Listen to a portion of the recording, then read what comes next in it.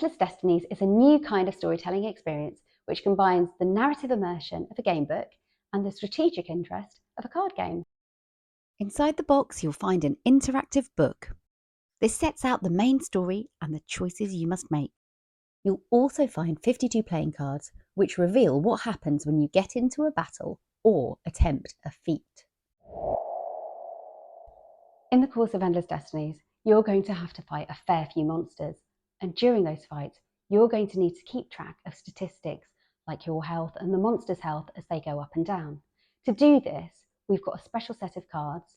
We call them tracker cards.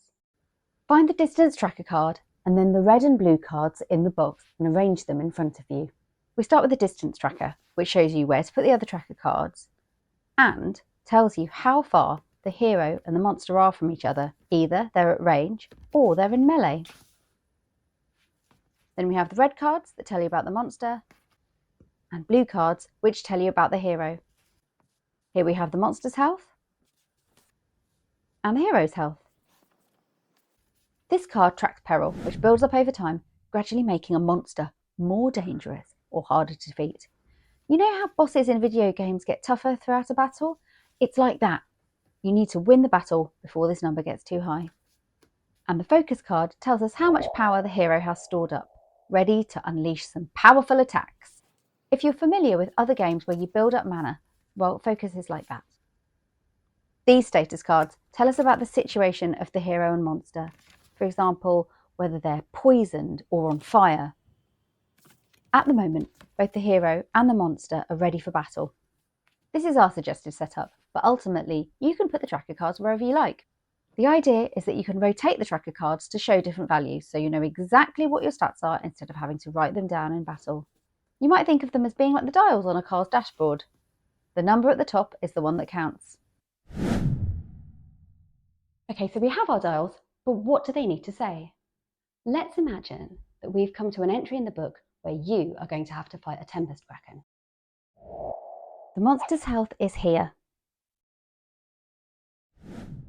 Your current health is found on your character sheet. Peril and focus cards normally start at 0.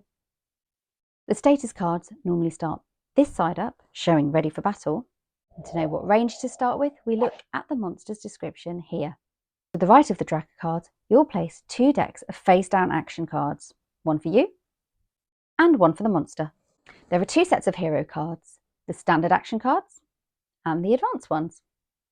Take all the standard hero action cards, plus any advanced ones if you've unlocked them, shuffle them and place them in a face-down deck here.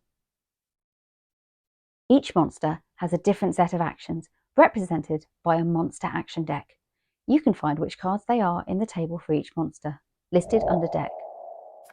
Then simply look through the monster action cards to find them, put them together, shuffle them, and put them face down.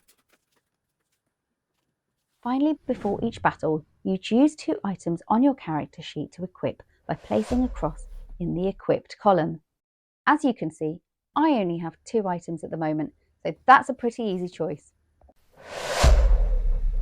Each battle is divided into a series of rounds, and each round follows the same 4 steps. You'll start by drawing cards from the top of the hero action deck, usually 3. Next, you'll look at your hand and choose your actions. Each hero action card features 2 different possible actions. For example, this card can be played as either channel or bombard.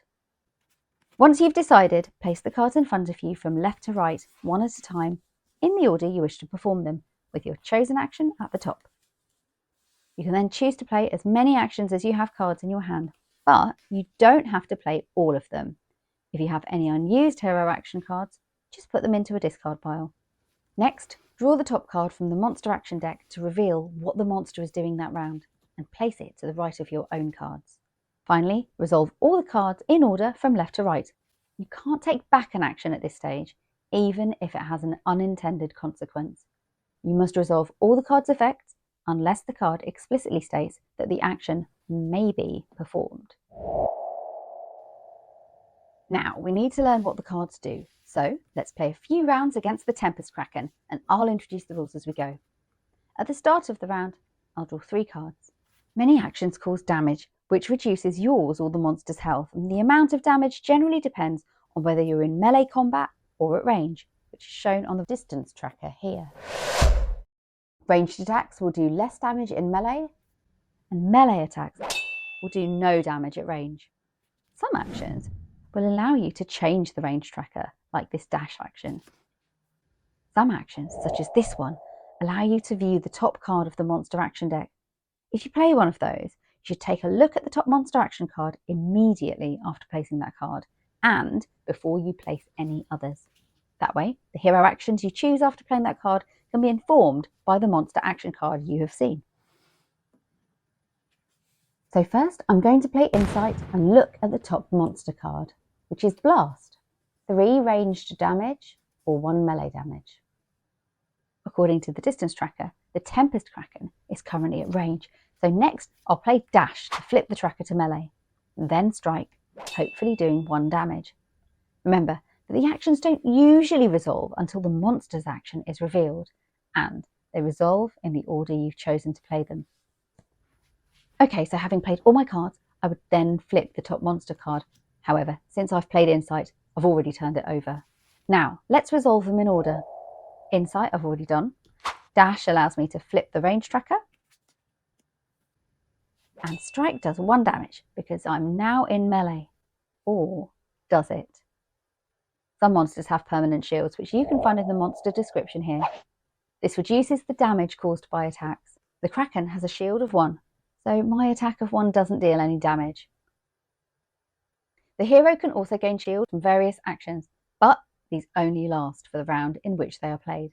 Now, let's see what happens to the hero. Let's resolve the blast attack, which does 1 damage at melee.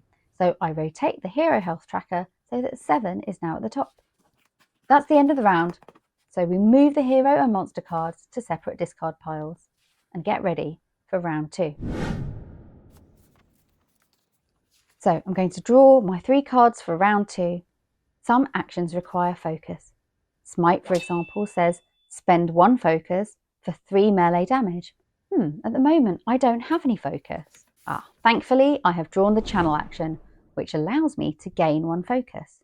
So, in order to be able to resolve Smite, I must first play channel to gain the focus I need. Note that you don't need focus when you play the card, you just need it when it's time to resolve it. Then I'll play Strike. And then we reveal the monster card. Lightning. Let's resolve these cards from left to right. Channel gives me 1 focus, so I rotate the focus tracker to 1.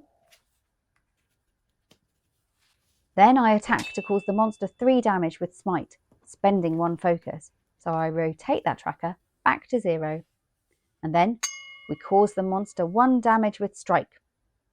Rather than turning the monster health tracker as you resolve each card, add up all the damage you've caused in that round and then subtract the monster shield from the table to get the final amount of damage done. So I've done 4 damage in total, but it gets reduced to 3 by the Tempest Kraken's shield of 1. So I record this by rotating the monster health tracker. Now onto the monster action card to see what happens to the hero. The Tempest Kraken's lightning does 2 ranged or 1 melee damage. The distance tracker tells us we're in melee, so I take 1 damage. Now, it also says that any unblocked damage causes stunned. Stunned is a status effect that you'll track using the status cards. When the hero or monster is inflicted with a status effect, flip the relevant tracker card, which will tell you what the effect does. We didn't block the damage, so we turn this to stunned. Stunned means that I draw 1 less card each turn. That's the end of round 2, so I'll discard these.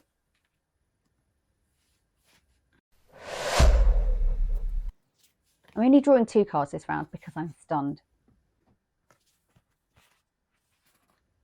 Instead of granting focus, the channel action can also end status effects. So first I'm going to play channel to get rid of stun. That the status effects won't be removed until channel is resolved, so I still only get 2 cards this turn. Next I have the equipped item action. Remember the 2 items you equip by marking them on your character sheet? This action allows you to choose one of the items to resolve. Let's play that and look at my equipped items. I can choose between the iron dagger, which will do 1 melee damage, or the buckler, which grants me 2 shield for this round. I'm going to use the iron dagger. And the monster card for this round is Doom. If you've pulled the Doom card, you need to refer to the monster description in the game book and check its effect before resolving your cards, because like here, it may affect your actions. The Tempest Kraken's Doom effect is recoil, which means that it avoids all damage that round. First, let's resolve channel. I'll flip the hero status tracker back to ready for battle, but note that this doesn't give me focus. Then I'll resolve equipped item.